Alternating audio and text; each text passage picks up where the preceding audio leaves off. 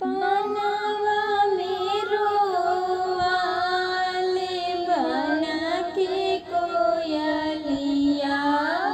बनवा में रोवाले बना के कोयलिया, जलवा में रोवाले छिलहरी मछलिया, जलवा में रोवाले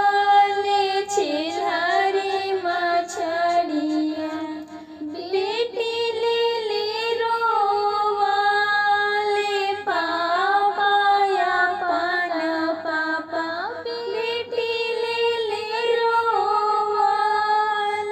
पापा या पन पापा, कैसे करिए हम बेटी के दानवा, कैसे करिए हम बेटी के दानवा, जैसे ही के पापा हो तिलक चढ़ावला, जैसे ही के पापा हो तिलक चढ़ावला, ओइसे